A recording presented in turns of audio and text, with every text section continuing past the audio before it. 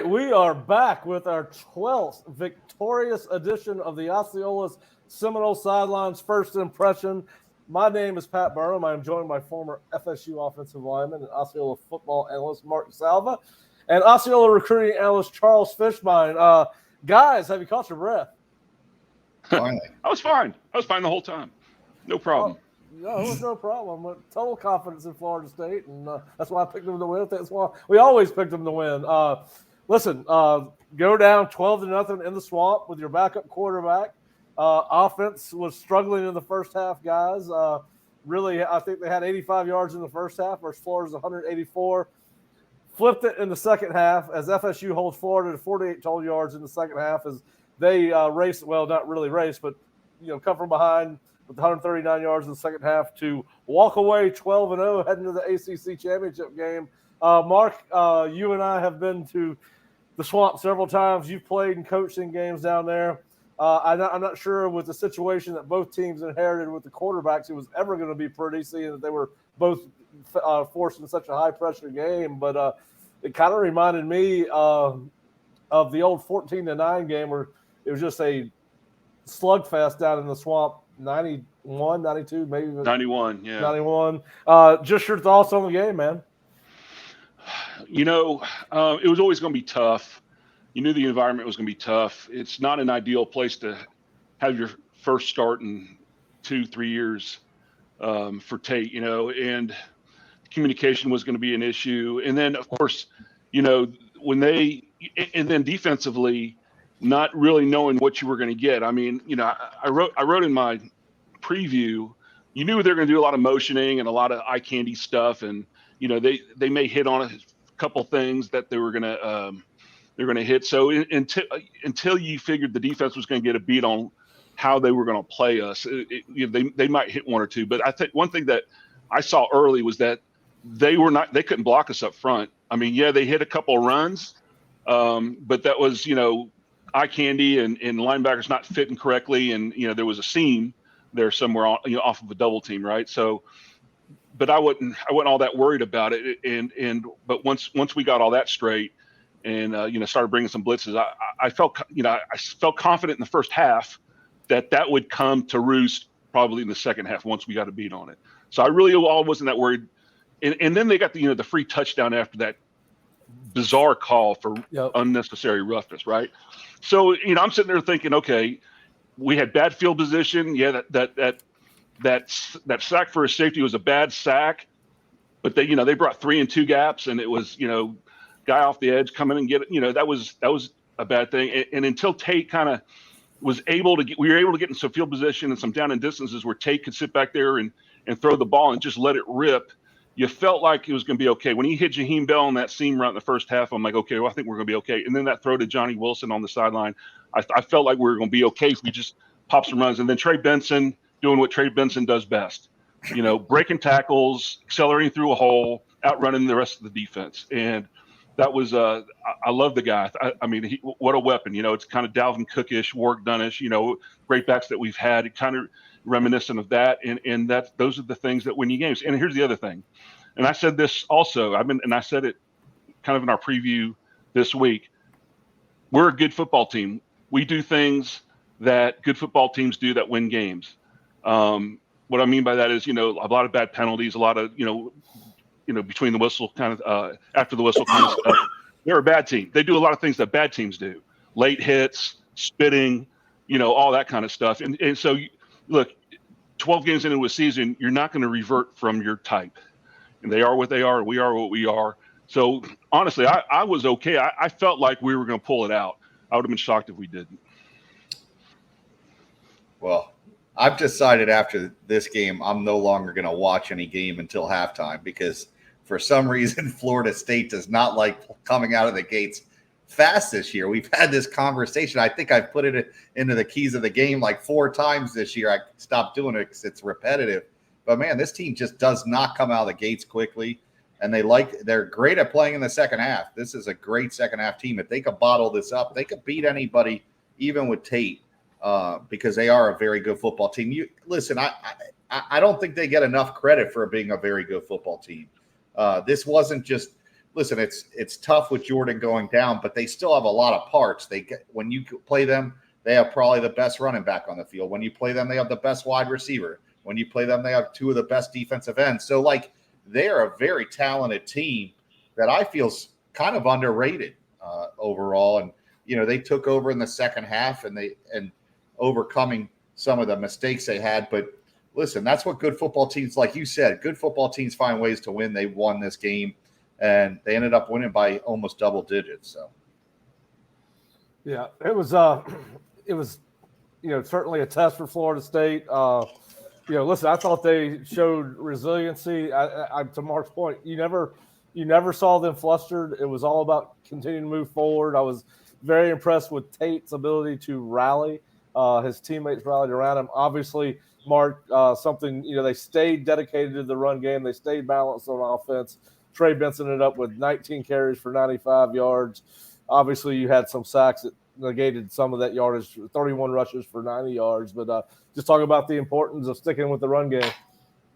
Yeah, you know me. I always believe that no matter how tough it is early to run the ball, you got to stick with it. I think the offensive linemen have to get a feel for the fits, have to get a feel for, the communication and how they can handle certain guys and all that kind of thing. And, you heard Trey say it in the post-game interview. You just knew, 2 yards will become 3 yards, will become 4 yards, will become touchdowns, later in the course of the game if you stick with the run.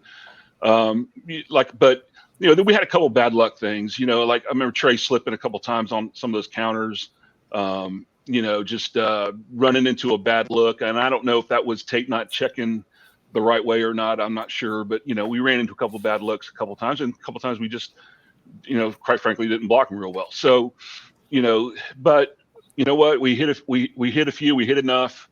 And when you have talented backs and you give them a seam, you get good results. And, the other thing too is you knew when you saw the injuries start piling up, you knew when, Etienne, after Jerry Jones hit him on that swing route, he was out the rest of the game. I don't think he came back in after that.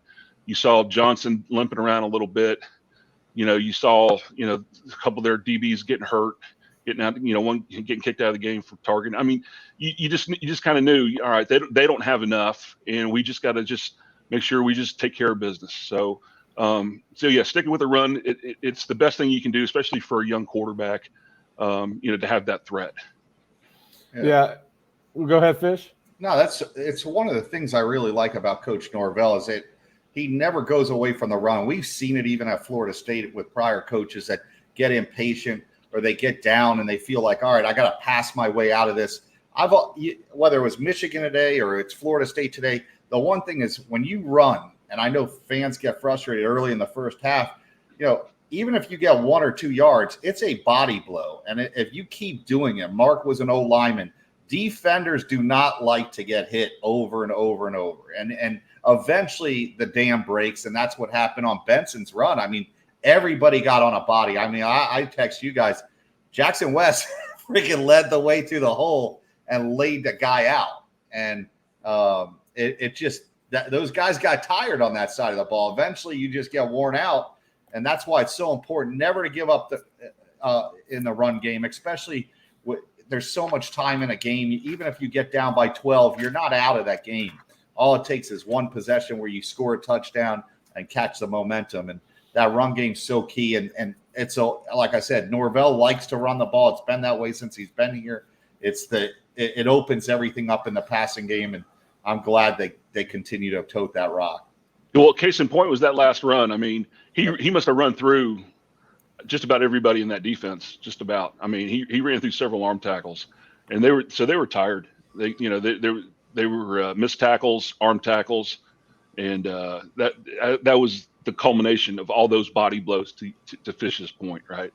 So yeah, I mean, look, it was a gutty performance. We did what we needed to do. They didn't have enough, and we just did what good teams do. Yeah, listen, there was a lot of pressure on this team, Mark, coming into this game, a lot of pressure on Tate, not only for what this meant to this team's playoff chances, but what it meant to his career moving forward. It seemed like he really kind of found some confidence on Florida State's fifth drive when they scored their first touchdown. He ended up with a nice slant pass. He saw the blitz coming from the safety on 2nd and 10. I believe he hit deep slant to Bell on 2nd and 10. And then on a 3rd and 8 from the plus 14, a bench route to 14. I think he had a completion to was it Ja'Kai on that? No, it wasn't Ja'Kai. That was a different drive, but yeah, 2 big completions. 3rd and 8 completion on a bench route to Johnny Wilson, and a 2nd and 10 deep slant to Bell where he picked up the blitz. Just talk a little bit about the way he battled, the pressure he had on him going into this game, and how you think he handled it. Well, again, it was a little shaky early. You wish he had a little more sense of urgency in the operation, and I even think that Mike had mentioned that at halftime to the reporter. Just need to get the operation moving a little faster, a little more sense of urgency. Seeing it quicker. I mean, there's a lot of things for him to correct on this. I mean, missing the blitz, checking in out of the right plays, and just the overall operation. So, look, it's not going to get much tougher than this environment. I mean, it will not get tougher than this environment, no matter where we go from this point, right? So everything here is going to be, as far as an environment goes, is going to be easier. So, I think there's a lot to learn for him in this. He'll be much better next week. And like I said, when we got in a down and distance situation where, he was able to go ahead and rip it, because look, they obviously were going to play the screens. We tried a couple screens early and they were all over him. And so, I don't think we threw another screen after that 2nd or 3rd one where, he, almost, hitting the back of the defender, covering the screen. Right. So, but when he was able to just, set his feet, step into a throw, he's pretty good, pretty accurate. And once he, I think what gave him the most confidence was that seam route in the first quarter. When he hit Jaheim. I mean, when he ripped that ball, that was a nice throw. And I think from then on it was okay. Just let's just get ourselves down into situations where it's not just so desperate. So and then picking up the blitz. I mean, they came after him a lot early. They didn't seem to come after him as much in the second half. I don't know what the deal with that was, but yeah, I mean, he'll get better. He'll be better next week. Yeah. Vish, you think he could find some confidence coming out of this game? I mean, to Mark's point, playing in that environment. I mean, and really, coming back from that hit, I think showed his teammates and the Florida State fan base a lot about who that guy is. There's no doubt about that. But how do you think he builds on this for next week? Well, I think the confidence will come with the game plan. I just think they got to get the ball out of his hand quicker. They got to win first down. I think the hardest thing for any quarterback, unless you're one of these elite quarterbacks, is if you're in 1st or 2nd and 15 and 3rd and 12. It's just these guys aren't good enough as quarterbacks to just get you out of those positions. So I think if he's in 2nd and 6, 2nd and 5, they could win some of those first downs. That's where he'll gain his confidence. He got laid out and the kid came back in, so his teammates know he's a tough kid. I thought he was done from that hit. I didn't think you were going to see him the rest of the game. And for him to take that hit and come back, it shows you that he's a tough kid. You want to cheer for him. He's been here for 4 years. He stuck it out when other guys usually want to leave. I think that the confidence will be there if they put him in a positive situation. They got to put him in situations where he could have success. I don't know that Mike would ever admit it. If somebody would ask him, was there ever a point in the game when he thought about bringing in Brock? Right. Of course, he would never admit it, but I'd be curious to know if there's any conversation about, hey, if this keeps going like this, like it did early, we may have to make a move. But Mike's credit, he stuck with the guy the whole time, and he ended up pulling it out. So I just he's got talent. The thing he needs to do though, if it's not there, you got to do something, right? You just can't stand back there and hold the ball. There was a couple of situations in one of the sacks where he just, where that big 460-pound joker got a hold of him. I mean, they tried to run that little thing with Keon in the backfield and tried to run that wheel route that he almost, he missed in the first quarter. They ran it in the third quarter, and he kind of held the ball. And, it wasn't there. They played quarters and 4 verticals with Keon going down the side, and he just kind of held the ball. I mean, you got to do something. There's got to be a check down or something, or just pull the ball down, run it, get 1 or 2 yards, do the best you can. But you just can't stand back there, right? It's got to be more sense of urgency. I just think he needs to learn how to process stuff quicker. Like sometimes in those situations, you got to he's a big kid. He should be able to see over the line and see things that other quarterbacks can't see. And sometimes just if you have a receiver, even if the guy's there, just throw it up to one of those guys and let them try to make a play, because Keon and Johnny can make plays with their size that sometimes he's got to, I'm not saying force it, but not just sit back. You can't just sit back there and take a sack like he did. He's going to get hurt to take some of those clean shots he did. So if he can get rid of the ball a little quicker, I think he's got the arm talent. The arm talent, I don't think is the issue. It's the internal clock. It's like it just seems like he reads. Yeah, just more sense of urgency. Yeah.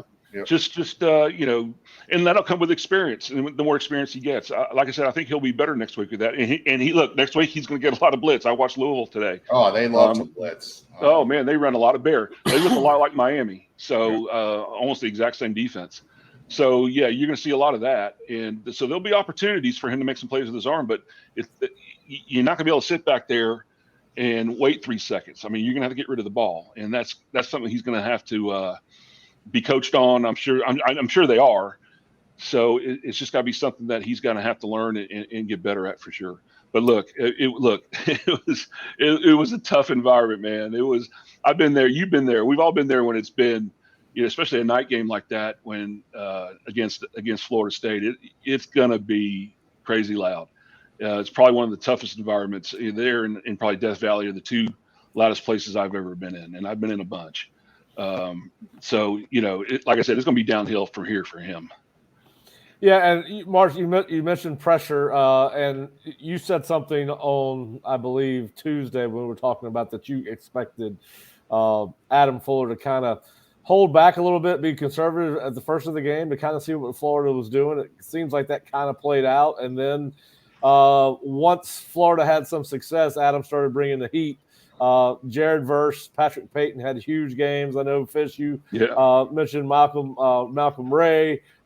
Fisk had a good day. It looked like the linebackers played well again. Mark, just talk a little bit about what you thought on the defensive side of the ball for Florida State. Well, they with very few exceptions, they couldn't block us, especially in the interior. I mean, Fisk had a big day. Lovett had a big day. Farmer, I think, had a big day. And, of course, Verse and Payton were, just abusing those guys. I mean, they weren't gonna consistently move the ball. Now, they had a couple of drives and they hit on a wheel route or I think it was a wheel route to that tight end. The kid made a nice throw there. That one throw he made on the sideline with Renardo Green covering number 3. I mean, that was just a great throw. I still give him credit. He made a couple of good throws, but I mean, it was the defensive line and the front 7 for FSU, they couldn't block us. And so I really wasn't at all that worried. And then when you figured out the kid really was getting a little shook, because look, he got hit just about every throw. Even though he made a couple of nice throws, he was getting hit. And like Fish said, that stuff adds up. And towards the end of the game, he wanted no part of it, right? His eyes were down. He wasn't looking down the field. And, really, Florida, I don't think Florida's receivers really were getting open. So, look, defense was going to have to be a factor and win this game. And second half, I don't know what – it was one point they had minus 15 yards. What did they have second half?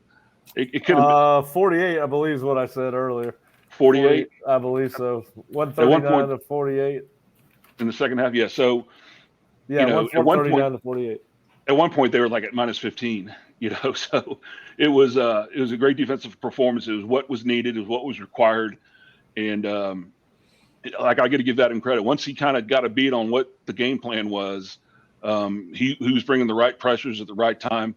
This guy had some really neat blitzes where they, faked one side, safety on one side, brought the other safety. I mean, they had that kid's head on, doing the old exorcist spin, right? I mean, the kid's head was just spinning.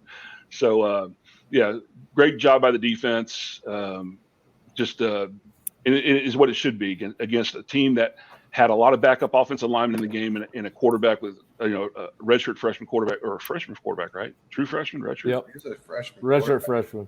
Redshirt freshman that had, on his first start. It's what should have happened, honestly. But it was a championship level performance, I think, by the defense for sure. Because that one touchdown should have never happened, And I'd be remiss too if I didn't mention Keon Coleman's punt return. Yeah, that was a huge play in the game, and it really changed the whole outlook of the game because we're getting ready to be in bad field position again, right? So if he lets that one bounce or he fair catches it, we're inside the 10, I think. Because where do you feel he fielded that ball somewhere around there? Yeah, right, like at the 8-yard line somewhere. Yeah, in that area. Yep, sure. Yeah, so that return got us out of bad field position, flipped the field, and gave us a great position to go in and score. So big play there, but that's complimentary football, to use your favorite term, Pat. That's right, and that's what good teams do, and we're a good team. Yeah, and that was the drive where Tate hit a 4th and 3, the slant. They brought the safety. He recognized it and threw a dart to Douglas for 18 yards. I think it was 8 yards to get to the plus 24.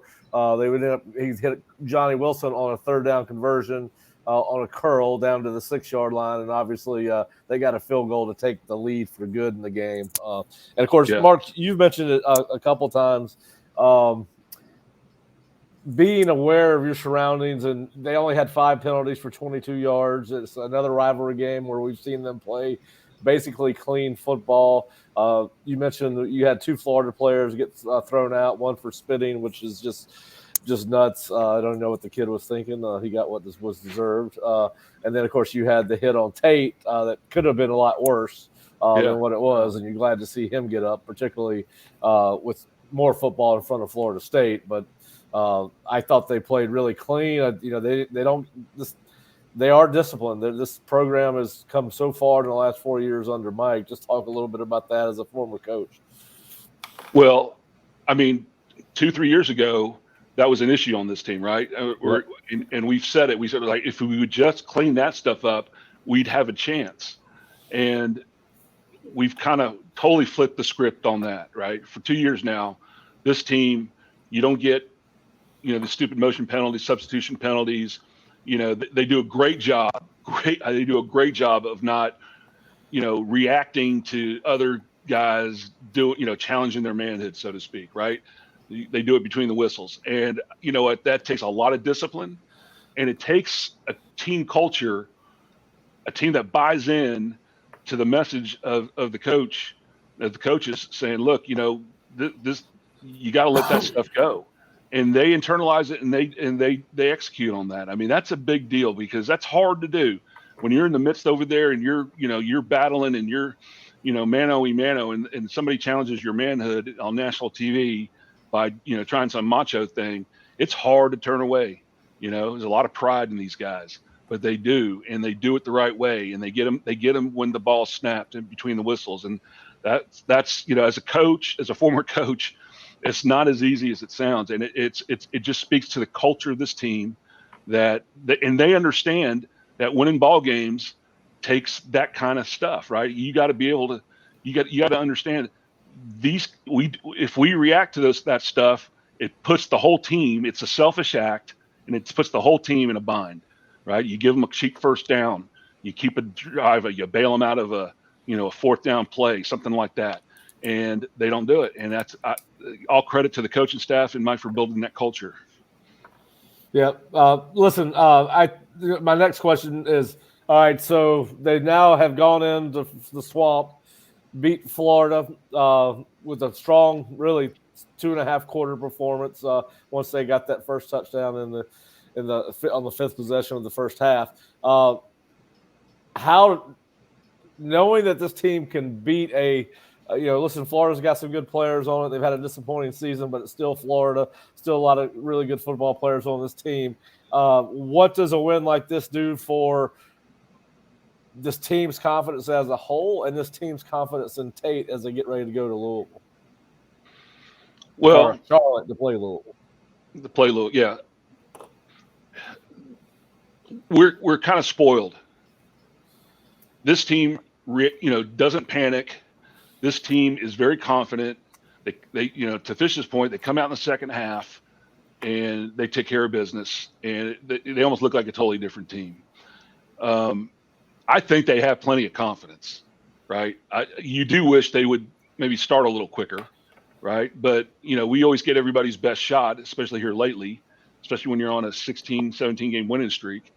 You're going to get everybody's best shot. And you're going to see things that don't necessarily, hadn't shown up in the previous 4, 5, 6 games, because those are the games you really study. And so, it may take a minute to kind of figure out, okay, what are they doing different? How do we adjust? And, what's our answer to the problems that they present? And that's the ability to do that is, sign number one of a mature team, but also a sign of a team that understands how to prepare and knows their job. And I think they have that confidence already. I think they go in every game knowing, no matter what happens, because you can say it, but to believe it is another thing. They believe no matter what happens, we're going to respond. And they have, game after game, no matter what's put in front of them, they respond, they fight back. And it really is. I mean, look, this is a special season, 12-0. How many teams have gone 12-0? This is what, the third team that's done it? Fifth, I believe. 12-0, a perfect regular season. I believe it's the fifth time Florida State has gone. I know they went 11-0 one time in the regular season. I think a couple of 12-0s, maybe 3 12-0s. Okay, let me rephrase that. Most teams, 90% of programs, don't have that. have never gone 12-0. It's a special thing. So I don't care what people think about this team, but when you look at the big picture and how they respond, and that you have a 12-0 team, that's a rare thing. And this is of all years to be 12-0, along with a handful of other teams, is really, really unusual. I don't know if that's ever happened. How many you got Georgia, Washington, Michigan. Yep. Right. I mean, Liberty, I guess. Yeah. That's my statistician. It doesn't happen. It doesn't happen. Usually by now you maybe have one, possibly two. I mean, last year TCU lost their last game and then still made the playoffs. It shows you and won a game. It doesn't happen. Ohio State had one loss last year. It's usually down to one or two teams. It is a special season. It's so difficult to go undefeated. How many great FSU teams? You go back to the one where Noah Brindise and Johnson beat FSU. That FSU team was as good as any FSU team they ever had. And that team didn't go undefeated. It's just very difficult because you're asking college students, athletes, and they are still in college. They're not professionals. You can't have one bad week. You can't have one bad week. And it's hard to get up every week. It just is. I don't care. You're asking guys to get up every week. It's very difficult to do. Yeah, and listen, for the second year in a row, Florida State has won the state championship. Second year in a row. I mean, that's hard to do back-to-back years. Yes. So, listen, congratulations to them, state champions again. They've got 2 more championships in their sights, and they've got to take care of business next Saturday. But, Mark, take us inside what that locker room was probably like tonight, what that bus ride is going to be like home. I'm sure the players will probably have they got a game next week, so probably won't have the option to jump in the cars with their families. But just talk about that locker room and what that must be like for these guys tonight, and what this next really 24 hours before the 18 hours before they get back to work tomorrow afternoon. Just talk about what you think is inside there and what was it like when you played. Yeah, no, it's a party. I mean, there's a lot of smiles around because this game means so much, and it's the culmination of a long schedule. And when you get this one in the context, especially that we're in right now, that locker room is rocking, I'm sure. And there's a lot of pictures being taken. There's a lot of hugging going on. I mean, it's a great, great feeling. It's something that you remember the rest of your life.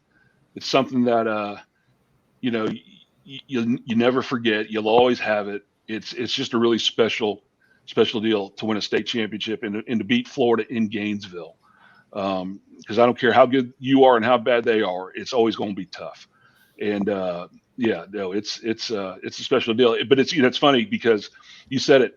I've never been a part of one where we had a game the next week. It was always that was it until the bowl game. Yep. But now they got to get ready for a championship game, and So I guess it's got to be muted a little bit, but enjoy it tonight and then go back to work tomorrow, get your treatment and start looking at Louisville.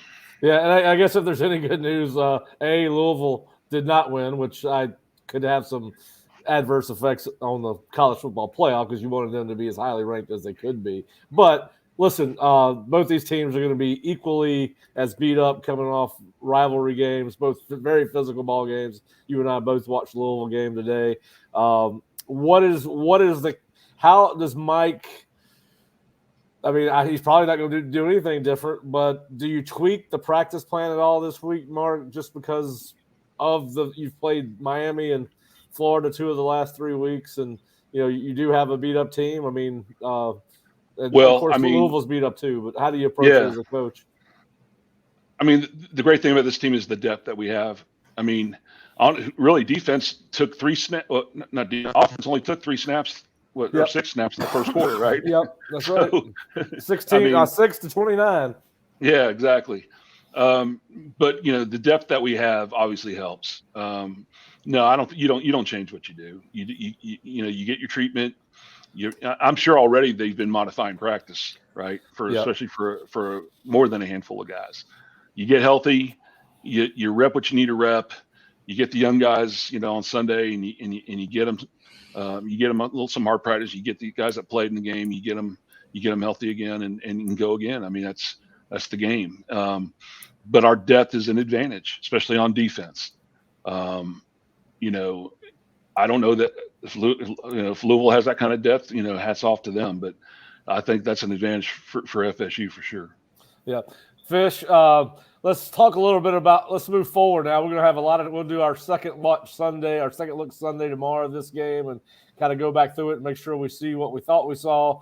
But there was a lot made coming into this game. I heard Fowler and Herb Street talking about it. I heard several other studio hosts talking about the fact that Florida State needed to really have an impressive win to keep its college football playoff hopes alive. But when you look at some of these other scores from today, you had Georgia just getting by Georgia Tech 31-23, Washington 24-21, Alabama, who's in the conversation, ranked number 8, 27-24 over Auburn.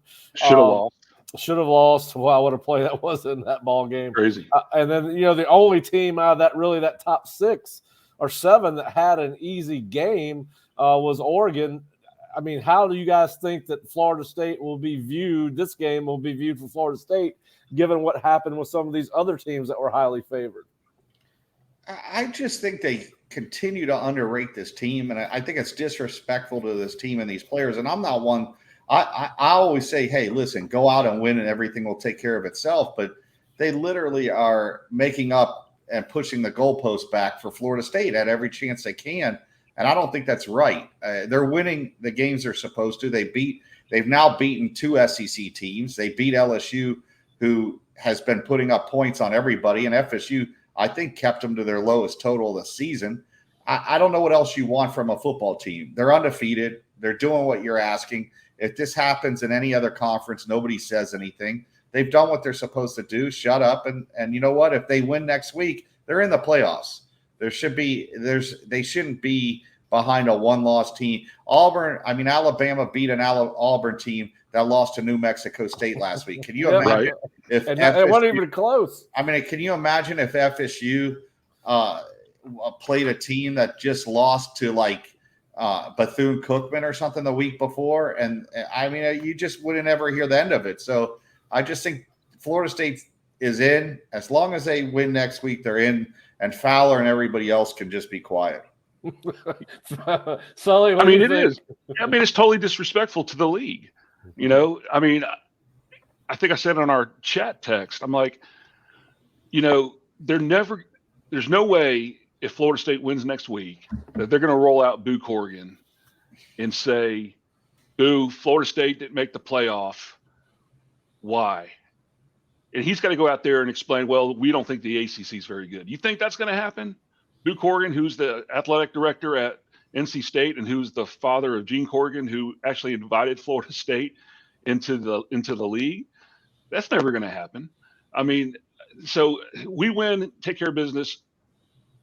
next week, we're in. Is the bottom line. Well, listen, we're going to have they can pontificate all they want, and I agree with Fish. I mean, it is. It seems like it's and let me say this.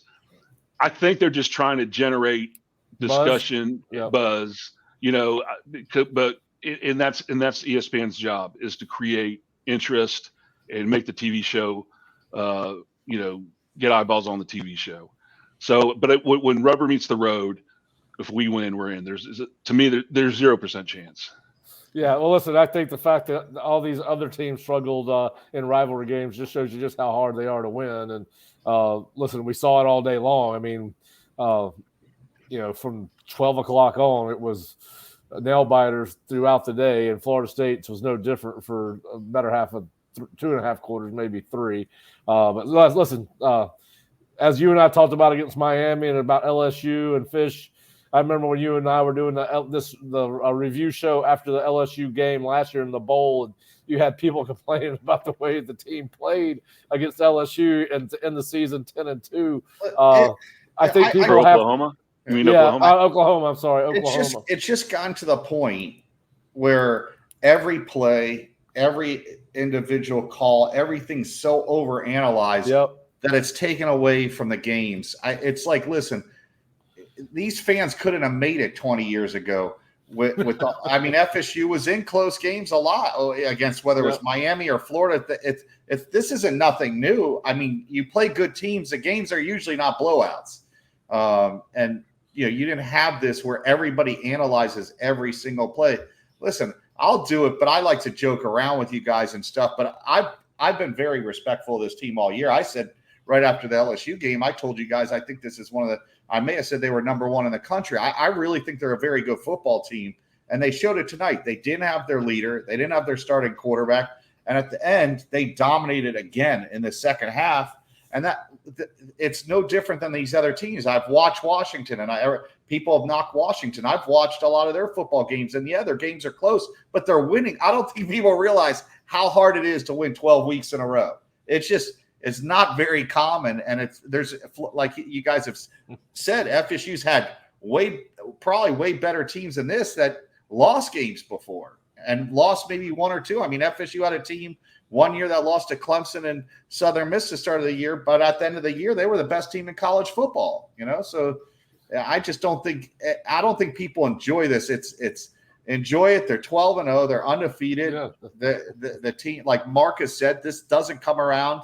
I think the way that college football is set up and the portal now, I've said it. I think you could have a 12-0 season one season and be 7-5 the next. There's going to be a lot more up and downs with college football moving forward, just because you're going to play more games in conference, and these conferences are getting better. And undefeated seasons this year will not be the norm in college football, where you have 4. You're going to have talk in the future. Is this 3-loss or 4-loss team good enough to be in the 12-team playoff? Because I think that's what's going to happen. Yep. Mark, anything to add to that? Well, yeah. And one thing to consider too, I think I heard this stat somewhere, that Florida's roster had more 4- and 5-star players by a whole boatload than we did, right? So it's not like that team on the other side didn't have guys that had ability, and we managed to pretty much dominate in the second half and win a game on the road against a rival, right? I think you probably say the same thing about Miami. Beat a team, you look at the roster, we got some superstars, but those guys were developed, and those guys, some of those guys are portal guys, but I mean, case in point is our offensive line. Our offensive line is pretty average, just being honest here, they're pretty average, and our defensive line. I mean, take a guy like Farmer, who was a 3-star guy coming out of North Florida. Right? I mean, you think of Peyton. What was Peyton coming out? Yeah, I love Peyton, but he wasn't a highly rated kid. He was a 3-star kid. He was right. He was kind of a tweener. The people didn't know he played like a rush end. You didn't know if he was going to be an outside linebacker or rush end. Listen, Kalen DeLoach, guys like that. I mean, Lundy. I mean, you got guys that and so you got to give them credit for that. I mean, we're beating teams. A lot of times you could argue they had better rosters than we had, but we're a better football team. Yeah, and they're 4-0 against SEC teams the last 2 years. I've said that over and over. There's a difference between good football teams and talented roster. I mean, if you're a good football team, and Florida State's a very good football team this year, and they've got, like I said, when you step on the field with them, they've got the best player at certain positions on that field. Like, how many other teams, Mark, you know this, when you're playing a team and you look at these teams, how many teams could cover FSU's third receiver with their third corner? I mean, it's a major advantage for FSU when you can line up Jaheim Bell as a slot receiver, one of these guys, against another team's third corner. They don't have that type of third corner. They may have one. They may have 1.5, but usually these teams don't have 2 or 3 guys that could cover FSU. And I think you've talked about the depth. FSU is very good at the important positions. They're very good at wide receiver. They're very good. They've been very good at quarterback. They're very good at running back. They're very good at corner. Defensive tackle. Tackle. So very good at defensive tackle. The most important position in my book. So when you can control, and listen, those guys inside, they have the straight line to the quarterback. If they can basically change the line of scrimmage, you're going to win a lot of ball games, because that's where games are won. And I know it's cliche to say, but it is true. You look at the teams that are in the playoffs, are going to make the playoffs. They're good where it's most important. You look at Michigan, you look at Florida State, even Washington, even though they're not a great defense, they got a couple guys in the middle that are mooses, that are hard to move off the ball. So it's very important. And we could go over this over and over. Florida State's a very good football team, and I think the fans should be very happy with what they've seen this year. So. Yeah, and listen, I'm not sure Louisville's going to have seen a defensive line that's as good as this one. When you go down through their schedule, I mean, they've played some decent teams, Notre Dame being one of them. Obviously, North Carolina State, they got to win against them. They got to win against Duke, but I'm not sure that. I also don't think Louisville's as big up front like Florida, Miami, and Clemson. And like, Louisville's a very good team, but we talk about matchups, and I'm sure you guys will talk more. FSU's bigger up front. And where it matters most, they overwhelm you with numbers on defense. Yeah, they try to do, and they got a nice little scheme on offense. So, we'll see. Yeah, listen, it's congratulations to Florida State, the players, the coaches. Just a really special season of this part, overcoming the injury to Jordan Travis, going on the road, beating Florida, overcoming a 12-point deficit. As you guys say, I mean, that takes a special team. Most teams would not react that well to that kind of adversity in that kind of environment, because the stadium was rocking early, Mark. And I think it might be the most, in a lot of ways, might be one of the more impressive wins Florida State's had this season, maybe outside of LSU and Miami. And it might be more impressive than Miami because it was on the road. Oh, 100%. 100%. It's funny when you think about it, when we were down 12-0 and the circumstances, everything that went wrong, that could have gone wrong, went wrong, and to overcome that speaks to the culture of this team. And I don't know how many ways we could say it. They're a good football team. Yeah, they really are. And I just love the culture of this team. I love the way they fight. I love the way they play the games. I love the way, they look, when you're going to beat this team, you're going to have to take it from them, is the bottom line. They're not going to give it to you. You're going to have to take it. And that's a good characteristic to have for a football team.